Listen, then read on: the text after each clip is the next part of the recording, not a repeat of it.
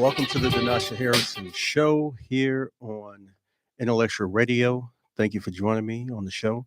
I'm really looking forward to chatting with you all soon, and I won't be before you long. I can promise you that. So before we get into it, I would like to thank my sponsors who have always supported the show. Of course, up and going um, laundry service 219-614-2403. Again, 219-614-403. That's Anthony McMath. So I appreciate all the love and support.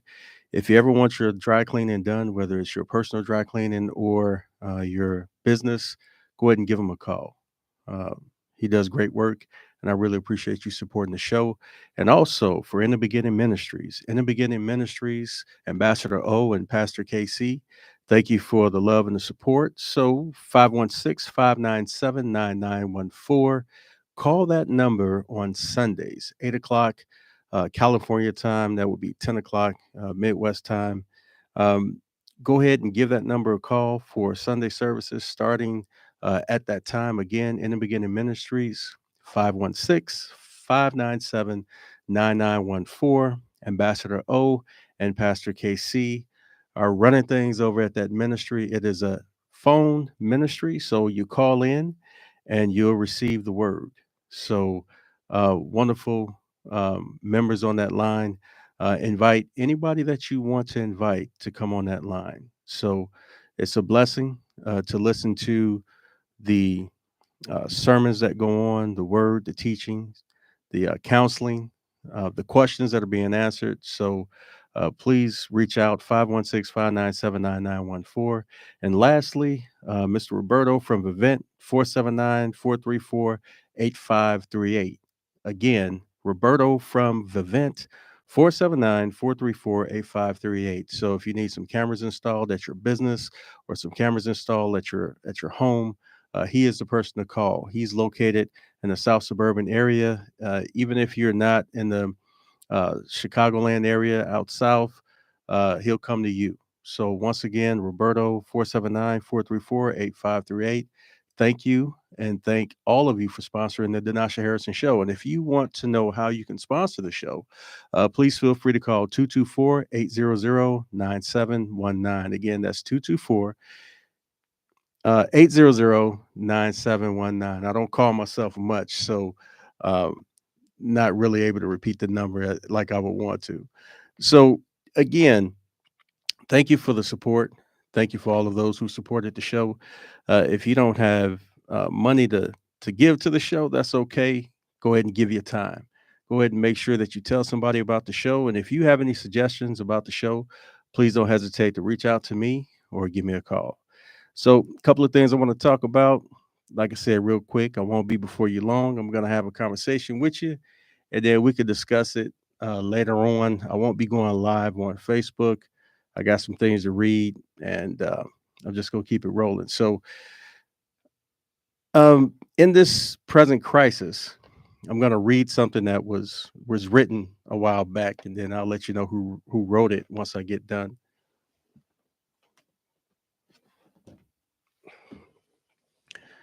So, this is what I want to read to you. In this present crisis, government is not the solution to our problem. Government is the problem.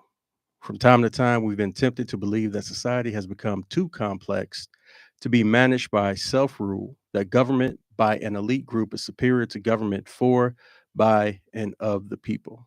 So I'm going to stop at that preamble right there. That was from Ronald Reagan in 1981. So look up that inaugural address, and it's pretty haunting to listen to his inaugural address address things about the federal government.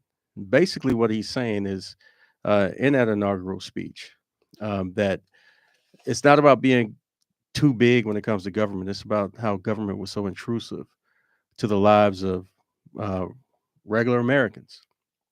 And when I read that, I read it in its entirety a couple of times today.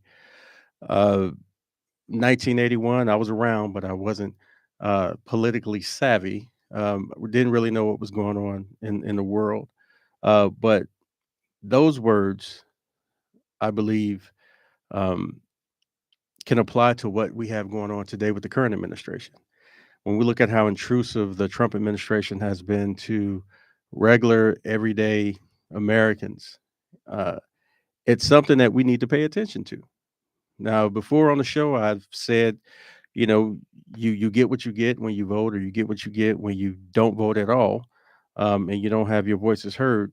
Um, it is what it is. You get what you get. I think it's very important to realize that just because you are not the individuals that's being affected business wise by the tariffs that are um, being levied uh, on countries all around us, just because you're not of black or brown skin and you're not being affected by how colleges are getting millions of dollars taken away, how USAID has been attacked, how Health and Human Services have been attacked, how Veteran Affairs have been attacked, how our U.S. military has been attacked, how our Social Security has been attacked.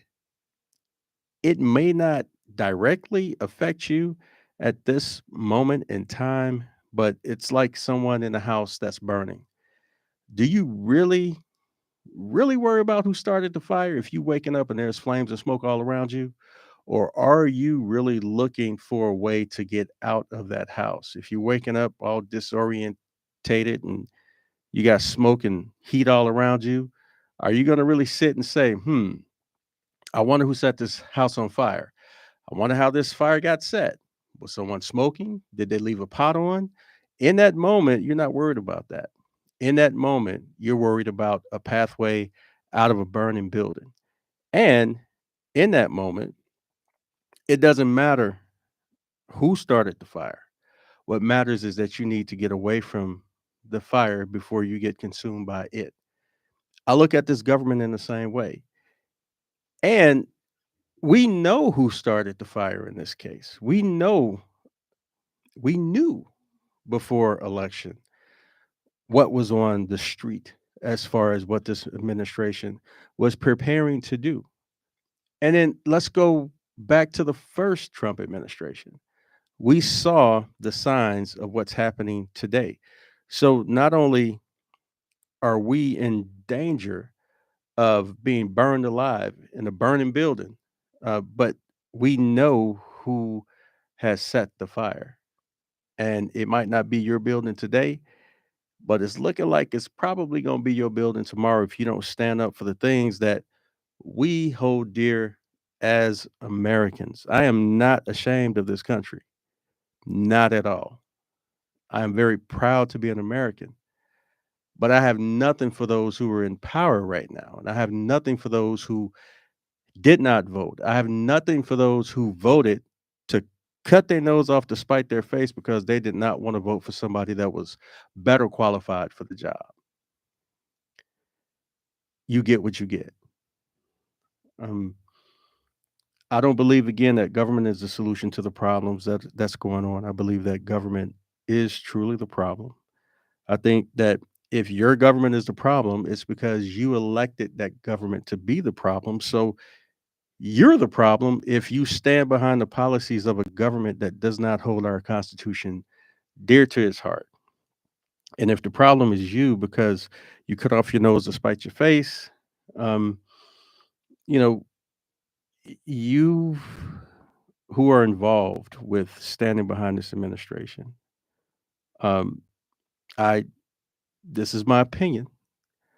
I believe that you did that because you refused to put someone not only qualified in office, but someone that didn't look like you in office or didn't have the same walk that you had in life in office, that did not have the same skin color as you have, that did not or does not have the same gender as you do, um, that does not have the same intestinal fortitude and moral compass uh, as the person that you did put in office. You cut your nose off to spite your face, and now we're all in this together as a country who has to weather the storms that are not only coming, but the ones that are already here. Um, Black people are very resilient, and we've been through so much. We've been through over 400 years of things that have had our back against the wall. And a 4-year administration is not something that we cannot weather. However, we're not just talking about specific individuals in office at this specific time. We're talking about things that are being unraveled, things that are being undone, things that are being ended, erased, destroyed. The legacy of Black America is in jeopardy, is at stake. And there are things going on to erase that history so that we cannot look back at our history to tell our story for our future. My blessings are that I'm a history book every day. You're a history book every day. The people that are still in your family, they're making history every day by waking up in the morning. They're history, living, walking history. I encourage you to talk to your loved ones about their experiences, about their trials, their tribulations, their successes. There's a lot of people in your families that you may not know are the first in some of the things that they have done. And I believe that it's very important that we not only get to know ourselves, not only through our perseverance of the things that we go through, but through our family members who are still here with us, who still walk among us. Go ahead and start recording those histories. Stand up at your local town hall meetings. All right. November 6th or November 2026, November 3rd, 2026. We got midterms coming up. November 3rd, 2026. Prior to that, encourage people to register to vote so that their voices can be heard. Because the executive branch is not the only branch of government. However, if you look at all the moves that are being made by this administration, there's a book out there that came out a long time ago about another administration a long time ago in the 30s and 40s over in Nazi Germany that did the same exact thing. Public radio is in the process of attempting to be defunded by this administration. Now, the majority of you probably haven't heard public radio broadcast in decades. Some of you don't care to listen to public radio, but one of the things that public radio does do, um, does do, is bring information beyond music, beyond news, beyond different segments. They're a source of information in areas where FM cannot reach. Um, some places AMs cannot reach. Uh, XM radio or satellite radio in some places, you got rural communities that actually depend on public radio for information concerning weather, um, safety, all types of things.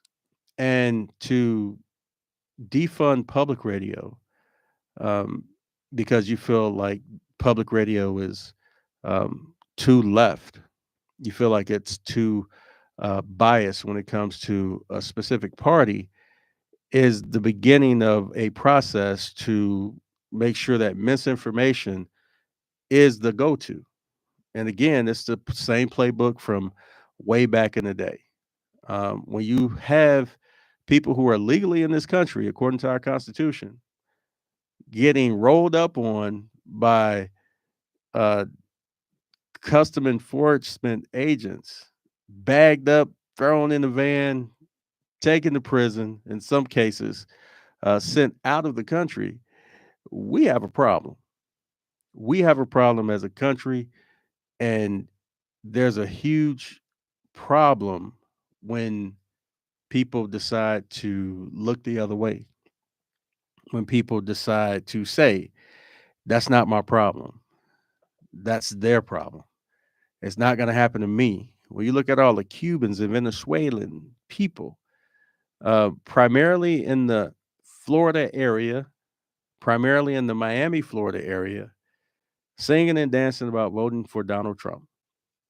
And not even 2, 3 months later, you have Venezuelans and Cubans being illegally deported from this country. No place that I know uh, has stood for that because I've never had that type of experience in my short um, years here on this planet.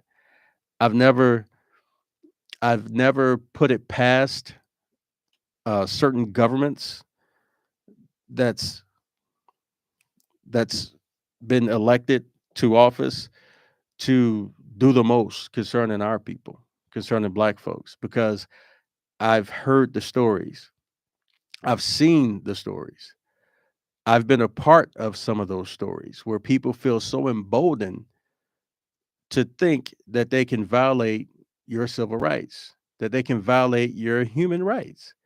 And so it's never been a surprise to me about black and brown folks. What's a surprise to me is how people who have gone to school with you, gone to church with you, on the job with you, on the basketball court with you, people who are a part of your social circles are standing up for an administration such as this. Donald Trump and his administration is not just a culprit operating independently. Donald Trump and his administration is the voice and the eyes and ears and embodiment of all those who felt the way they felt, but never thought that they would have a champion for their voice, a champion for their cause to say the things and do the things that they are saying and doing. And for those who put the energy behind an administration such as this, how embarrassed are you at this point? How shameful you must feel at this point because you didn't believe in all the things that he was doing, but there was some good things about Donald Trump that you felt like, hey, you know what? I can go for him because Kamala Harris isn't my pick. Well, you got to look at the root reason as to why. Is it because she was not qualified? We've talked about it on this show and you've heard about it and you see it in the mainstream media about her qualifications and about her record. Uh, Joe Biden wasn't the most popular among a lot of Americans and a lot of Democrats, but now, and Republicans, of course, and independents. But now that there's some things that are being unraveled that he did for you, oh, now it's starting to hit home. See, you wasn't paying attention before about all the programs and all the different things that he put in motion for you. And oh, let's not forget the president um, before Trump. Let's not forget the president. Um, let's not forget the president that looked like us. All right, a lot of people talk so much smack about um, Barack Obama and how he never did nothing for the black man and how he never did nothing for the American and how he never did this and he never did that. But did you actually take a sit down to look at the policies that he did put in place? A lot of people still talk trash about the Affordable Health Care Act. Y'all call it Obamacare. Now that's in jeopardy of going away. You know, all the different resources that not only black and brown people had, but white folk too. All the resources that you had to um, housing opportunities, educational opportunities, health opportunities, food opportunities. Now you're about to feel it because this administration is attacking everything and attempting to unravel everything that was done by folks who cared about people that look like us. And because you didn't get up off your butt to vote or encourage somebody else to vote, or because you put the energy behind someone who um, was more palatable for you in the dark, you were able to put your energy behind that individual in the dark because you didn't want to vote for someone who was more qualified. Now you're gonna feel it, and I think it's unfortunate. I don't feel like it's a time for many of us to be sad or angry. I think it's a time for us to be very, very focused, more focused than ever before, more focused beyond marching. Um, there was a couple of marches that went on in protest to the tariffs and protest to the attack on our different institutions. But the majority of those people that were out this time were not of color. The majority of people that were out this time were people who were feeling it in a different way or feeling it for the first time. And I believe that the majority of people of color at this point are still focused, but we're moving in a different way. And I encourage that movement to be in a different way. I ain't got nothing against you marching. I ain't got nothing against you having your voice heard or putting up your sign to protest and have conversations to those who are in the seats, those lawmakers who told you they was going to do what was good for the people, but then casted their vote for those on the right. Um, if that's what you want to do, then go ahead. But I believe it's falling on deaf ears because all the marching that we've done in the past, all the shouting that we've done in the past, all the sign making that we've done in the past, and all the conversations that we had in the past haven't amounted out to much. I won't say anything because that's not true, but they have not amounted out to much because if you're going to march and shout and hold up signs, then you have to bag up a little bit and make sure that you're registered to vote and that people in your household are registered to vote and put the people that are in office doing the work for you in office. Now, I admit, again, there were a lot of surprises regarding the debt ceiling, for example. Chuck Schumer, for example, um, Dick Durbin, the senator of Illinois, for example, gave their vote uh, to make sure that things kept moving forward. Now, the argument to that is that if the Democrats didn't vote for the debt ceiling to be raised, that a lot more damage would have been done concerning our federal institutions where federal workers are already at a disadvantage because they've been laid off, because they've been singled out by Elon Musk and Doge. Okay, I understand that argument. However, what I think is more important to those who understand that the party that they voted for, I'm talking about Democrats, is in a minority, there needs to be some type of town hall meeting very often to answer the questions that a lot of people have. And for those who are in the disadvantage, in the minority, in the House and in the Senate, those voices need to be heard. And I think people really need to get busy outlining a plan on how we're going to hold on to the liberties that black folk have fought and died for, and other Americans have fought and died for. So while you're looking at TV, while you're arguing about the best TikTok video, or while you're focused on so much stuff going on in social media, your country is being taken away from you minute by minute, minute by minute. So, give you an example. All right, before y'all talk about me, you need to talk to me. And I've I've expressed that a couple of shows ago about how folks wanted me to denounce the person that I was running with when I ran for trustee in Dalton. Um, they wanted to they wanted me to give answers to questions as to why I hitched my wagon with someone who they had expletives about. And what I said simply was, when I started the race, me and that individual s- had extensive conversations about what our ideas were for the village of Dalton and the township. And the things that she shared with me and the things that I shared with her were on the same track. Now, there's some things that she may have said or did that she did say or do that offended a lot of people, and she can answer that. I'm not going to answer for her. I'm not going to speak for her. I'm not going to speak on her behalf.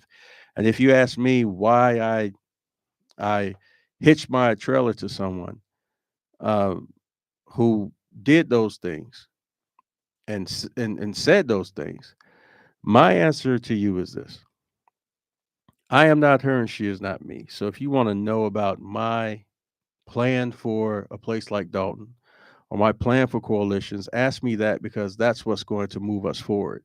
not me going back and forth about your personal opinions about me or her, or my personal opinions about her. That's my personal business. We moved forward. We ran a campaign together, and that campaign was not successful by gaining a seat or by winning her the mayoralship.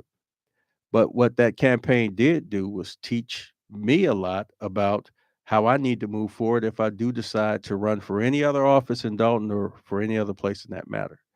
I'm very motivated and very happy that I got the votes that I got to do some coalition building, to move the agenda forward for that agenda that is going to help the people. So that's on a township level. That's on a small city level, a village level. And we can apply those same principles to what's going on a national level if we get involved. Instead of tearing each other down within the same parties that can move an agenda forward, we need to stand together and make sure that our voices are heard and that our agenda is actually outlined regarding the people who didn't know which way to go, the people who stayed home, the people who decided that they did not get involved because they did not hear a clear message from the left or from the right, and from the small middle that we call independents. They didn't feel like they were a part of the conversation for whatever reason, maybe their own doing, maybe because they didn't hear from the parties, like I just said. Maybe it's a combination of both. Maybe it's a combination of that to include all these distractions that are around us, all these things that we rather partake in regarding what is going to burn our time instead of us spending time on what really counts, what really matters. You complain about your streets, you complain about your lights, you complain about no taxes being in the mix concerning your areas of where you live at. How many of us go to the town hall meetings? How many of us call our congressman? How many of us get up and say, "Hey, you know what? I'm going to do something about this because I don't like it." Do we do that, or do we just take our phones and scroll endlessly until it's time to take a break and go get something to eat, or it's time to go to bed? We wake up, we go to sleep scrolling on our phones, occupying all our time. So, what's encouraging to me is organizations like the Rainbow Push Coalition. Um, on April 5th, I was in attendance, and it was a wonderful experience. There was wonderful speakers talking about not only the legacy of Dr. Martin Luther King, or the legacy of Jesse Jackson, or the legacy of others who have jumped in this fight, but it also talked about where we can be if we move forward as a people together concerning the future of us as Black people. I'm not afraid to talk about Black issues in the workspace, or Black issues on the street, or Black issues in the church, or Black issues on the. I'm not afraid to talk about it because I'm a Black man in America, and I feel like there's some things that we as Black people need to address. Um, I don't know how effective the Rainbow Push Coalition was in the 70s and 80s because, again, I was a little guy, not really understanding how politics went in the Chicagoland area. But I do know that organizations like Rainbow Push, organizations like that, are especially needed now today. And I'm glad that I attended, and I'm looking forward to attending more more functions with that organization to include others. And I would encourage you to do the same, whether you're in the Chicagoland area or whether you're somewhere else outside the Chicagoland area. We're talking about national issues that need to be addressed uh, soon, like right now. So that's what's on my mind today. Um, I feel like speaking about those things that you see every day. I don't listen to the news every day because if I did, I wouldn't be um, a happy camper. Uh, I listen to the news from time to time, and when I listen to the news from time to time, it keeps me informed.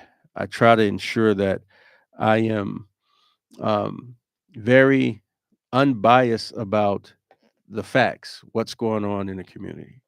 So, thank you for listening to the show, and I am looking forward to the next show. The next show is going to have someone by the name of Bathsheba Wyatt Draper on the show again. Bathsheba Wyatt Draper will be on the show next Wednesday. She is the president and founder of Power of Women Inc. It's an organization where women are working on issues that everybody can agree on. Uh, it's a wonderful organization that I'm looking forward to working with. And Bathsheba Wyatt Draper is going to bring a lot of energy to the show next Wednesday. She's going to talk about empowering women. She's going to talk about some different things that she has going on with her organization. So please tune in and talk to a lot of people about coming in for that show. I'm going to do my best to try to motivate people to come here in the studio, to include coming in to listen to that broadcast. There's a book out there. I want you all to get this book if you can. The name of the book is Preaching in Hitler's Shadows. Again, it's called Preaching in Hitler's Shadows. Grab that book, take a look at that book, because what you're going to see when you read that book is you're going to see a lot of similarities between what was done then and what's being done now. I talked about it a little bit on the show um, in the beginning, but check that book out and take a look at the comparison between then and what's going on with this administration now. Um, it's not time to be afraid. It's not time to fear, but it's time to focus. Again, it's not time to be afraid. It's not time to fear, but it's time to focus. My number is 224-800-9719. I am Denasha Harrison. You are listening to the Denasha Harrison Show here on Intellectual Radio, where you feed your brain and where we feed our brains on not only this platform, but the other platforms that are found on the show. So if you have an opportunity to listen to any other show on this platform, please feel free to do so. And like I said, I'm not going to be before you long. I'm about to go ahead and end this podcast, end this show. But please join me next Wednesday for the Denasha Harrison Show here on Intellectual Radio.